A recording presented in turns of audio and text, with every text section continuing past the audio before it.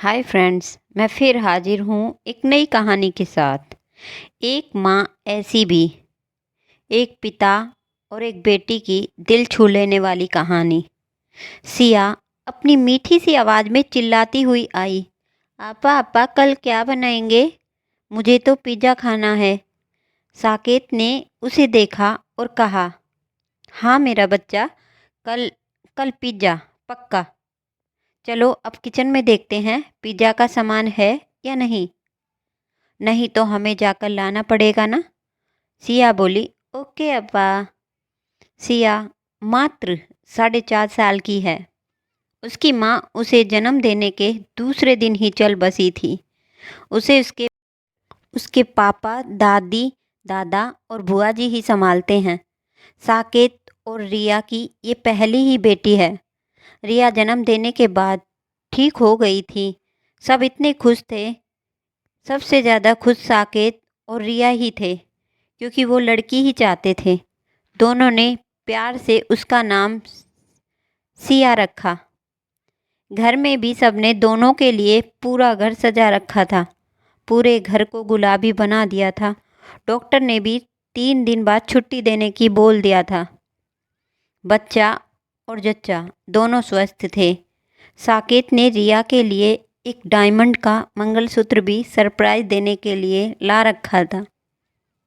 वो बहुत ज़्यादा खुश था। अब तक रिया ने उसकी हर ख्वाहिश पूरी की थी। अगले दिन सुबह अचानक रिया को खांसी आई और कोई और कुछ समझ पाता इससे पहले रिया साकेत और दूध मुही बच्ची को छोड़ हमेशा के लिए इस दुनिया से चली गई। साकेत के पैरों के नीचे से जैसे ज़मीन और सर से आसमान दोनों गायब हो गए थे। उसे समझ नहीं आ रहा था वो क्या करे।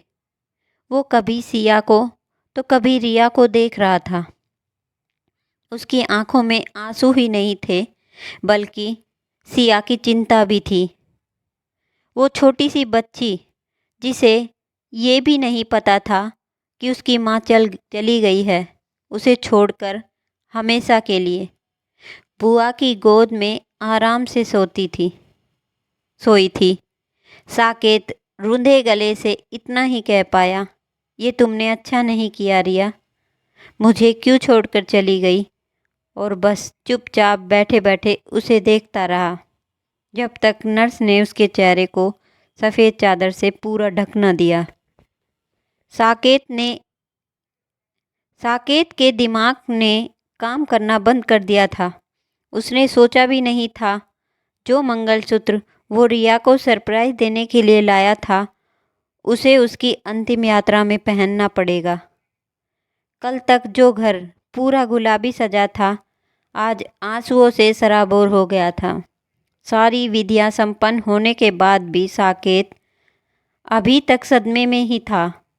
2 दिन बाद जब सिया रात को बहुत रोने लगी तो साकेत, जो वैसे भी जग ही रहा था, उसे लेकर घर में घूमने लगा।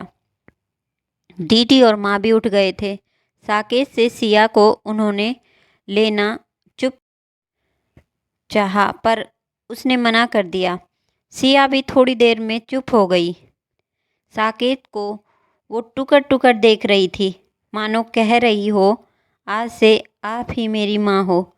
साकेत ने रिया की तस्वीर की और देखा और रिया से कहा, आज से तुम्हारी इस अमानत की पूरी जिम्मेदारी मेरी। मैं आज से इसकी अम्मा और पापा दोनों, यानी मैं इसका आपा। साकेत का अपना व्यापार था, तो उसने पापा से कह दिया कि अब वो ऑफिस नहीं जाएगा। आप सब देख लें, अब अब वो घर पर ही रहेगा, सिया की आपा बनकर।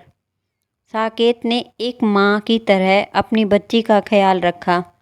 बस दूध ही वो बोतल से पिलाता था, बाकी तो पूरे 24 घंटे वो अपनी बिटिया के साथ ही बिताता था। सिया 6 महीने की हो गई थी। साकेत के घर वाले सिया और साकेत दोनों को लेकर चिंतित थे।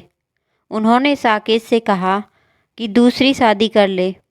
ताकि सिया को एक माँ मिल जाए और उसे जीवन संगनी। साकेत ने साफ मना कर दिया।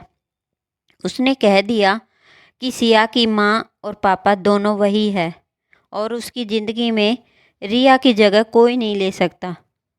पूरे 2 साल साकेत ने घर में सिया की माँ बनकर गुजारे। उसके खाने का ध्यान, उसके वैक्सीन, उसकी दवाइयाँ, उसकी हर हरकत को साकेत समझता था।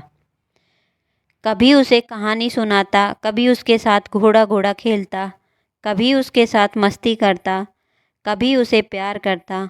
उसे नहलाने से लेकर रात को सुलाने तक का सब जिम्मेदारी साकेत ने एक माँ की ही भांति निभाई। 2 साल बाद जब सिया को स्कूल में डाला, तब साकेत ने ऑफिस जाना शुरू किया, वो भी सिर्फ 2 घंटे के लिए। वो सिया को स्कूल छोड़ता, वहीं से ऑफिस जाता और आते समय उसे लेकर घर आ जाता। सिया के स्कूल का जितना समय होता, साकेत उतने ही समय के लिए ऑफिस जाता था। बाकी उसे जब समय मिलता घर से काम कर लेता था। सिया भी अपने पापा के पास ही ज़्यादा रहती थी।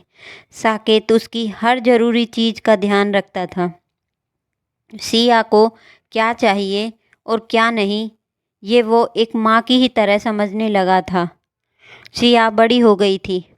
जब वह थोड़ा समझने लगी तो स्कूल में जब दूसरे बच्चों को उनकी माँ छोड़ने आती, तो सिया भी अक्सर पूछती थी कि मेरी माँ कहाँ है।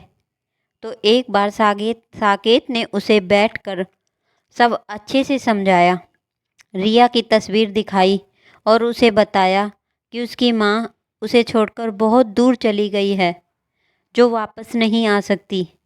इसीलिए वो ही उसकी माँ और वो ही उसका पिता भी, उसका आपा। सिया के लिए इस उम्र में सब समझना शायद बहुत मुश्किल था, पर साकेत फिर भी पूरी कोशिश करता था कि उसे सब समझा सके और माँ की कमी पूरी कर सके। इसीलिए साकेत ने पूरी रसोई भी सीख ली थी। हालांकि खाना बनाना तो माँ ने पहले से ही अपने दोनों बच्चों को सिखाया था, पर अब वो हर तरह का खाना बनाने में भी पारंगत हो गया था। वैसे तो घर में माँ और दीदी थी सब कुछ बनाने के लिए, पर वो चाहता था कि सिया को कभी ये ना लगे कि उसकी माँ उसके लिए कुछ नया और विशेष नहीं बनाती। इसीलिए वो सब सीख गया था और कल सिया को उसका फेवरेट पिज़्ज़ा बनाकर खिलाने की तैयारी कर रहा था। बड़ी होने पर सिया अब समझने लगी थी कि उसकी माँ कहाँ गई और साकेत ने उसके लिए क्या कुछ नहीं किया। वैसे भी कहते हैं लड़कियां बहुत जल्दी बड़ी हो जाती हैं। अब साकेत और सिया दोनों मिलकर एक दूसरे का ध्यान रखते थे। आँखों आँखों में दोनों की बातें हो जाती थी। दोनों का आपसी तालमेल बहुत ज़्यादा था। दोनों एक दूसरे की बातें बिना कहे समझ जाते थे, बिल्कुल जैसे एक माँ और एक बेटी।